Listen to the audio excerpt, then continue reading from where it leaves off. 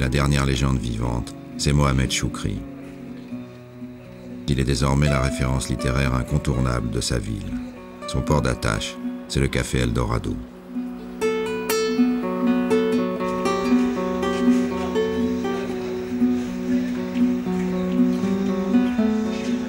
J'avais 20 ans. Et l'un des collègues, il m'a dit, non, tu ne vas pas participer avec nous dans cette discussion parce que tu es un analphabète. Alors, je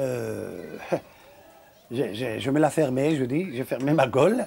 Et puis, le lendemain, je suis allé et j'ai acheté un cahier et un livre, un petit livre pour apprendre à lire et à écrire. A, B, C, D. J'ai commencé à l'âge de 20 ans, en arabe et en espagnol. Et après 4 ans et quelques mois, un jour, je suis devenu instituteur. Après d'avoir passé un examen, j'ai réussi. Et je suis retourné à Tanger pour enseigner les marginalisés comme moi. Mais Choukri n'a pas appris à écrire pour devenir instituteur. Il veut raconter son histoire, devenir écrivain. Il lui manquait un déclic, une rencontre. Ce sera à Tétouan, dans un café qui s'appelle, comme par hasard, Continental. Je fréquentais un café qui s'appelle Continental, voilà. Et puis, je voyais toujours un homme qui rentrait bien habillé, habillé de chic, et tout le monde le saluait. J'ai demandé à un collègue à côté de moi, et il m'a dit, c'est le grand écrivain Mohamed Sabah. Et je lui ai demandé qu'est-ce qu'il a écrit. Il m'a donné quelques titres de ses livres. Je les ai achetés et je les ai lus dans une seule soirée. Alors, j'ai dit à moi-même, moi, je peux écrire mieux que ce monsieur. Voilà, c'était un défi. Et j'ai commencé à écrire de petites choses. Et après 12 jours, je lui ai montré à ce monsieur-là. Je me suis présenté, j'ai dit, voilà, je suis à l'école normale, je veux devenir un instituteur, mais maintenant, je veux devenir aussi un écrivain. Il m'a dit, bon, vous avez une bonne grammaire, mais vous n'avez pas un style. Alors, pour avoir un style, il m'a donné une liste des livres que je devais lire en arabe et en espagnol.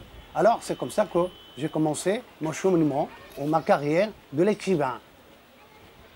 Paul Bowles m'a présenté cet éditeur qui s'appelait Peter Owen. Alors, il m'a demandé si je pouvais écrire mon autobiographie. Je lui ai dit, je l'ai chez moi, elle est déjà écrite.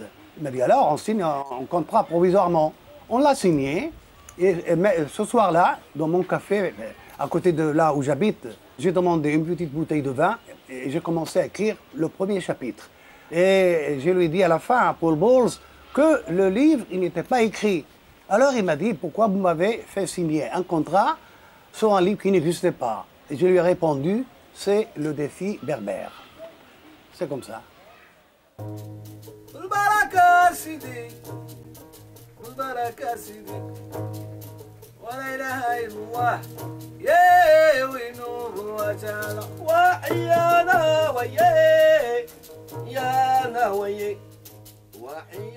Dans cette photo, avec Jean Genet, elle a été prise exactement au mois d'août de 69, pendant une soirée de Gnawa.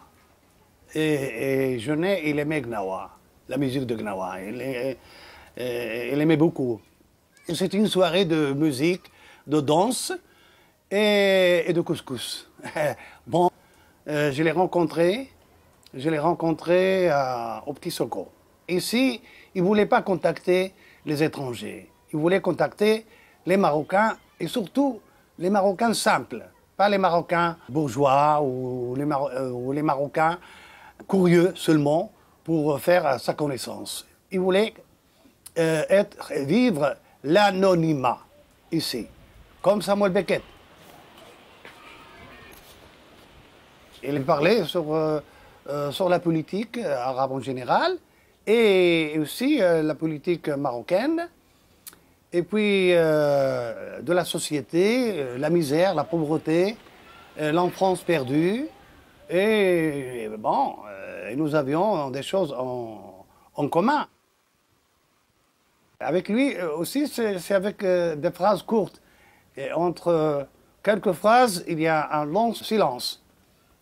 Bon, je me souviens très bien, une fois, je lui ai dit, avec une ingénuité, « Oh, je vous vois aujourd'hui un peu triste. » Il m'a dit, « Oui, je suis toujours triste et je sais pourquoi. » Ah, c'était arrêté là. Voilà, vous comprenez ce que je dis.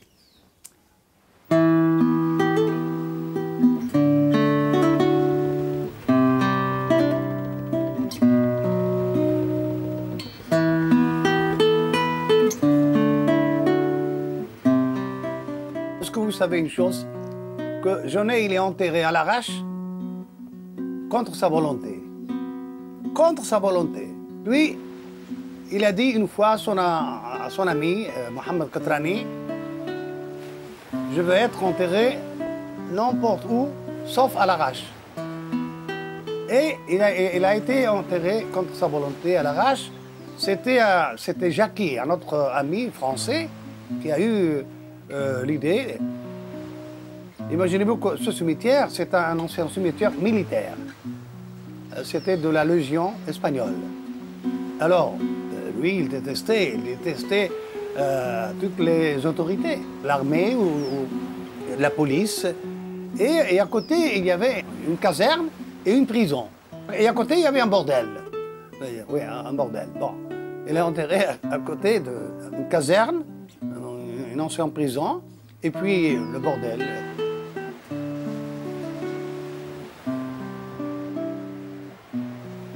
Je crois que Mohamed Choukri, c'est quelqu'un qui a sublimé sa vie. Qui a sublimé sa vie et qui a sublimé aussi la vie des autres. Exactement, c'est tout ce que je peux dire. Et alors, et en même temps, c'est un témoignage. Je suis un témoignage d'une génération, ou de deux générations, si on peut dire. La génération de l'alphabétisme et la génération de Mohamed Choukri qui est devenu écrivain. C'est tout.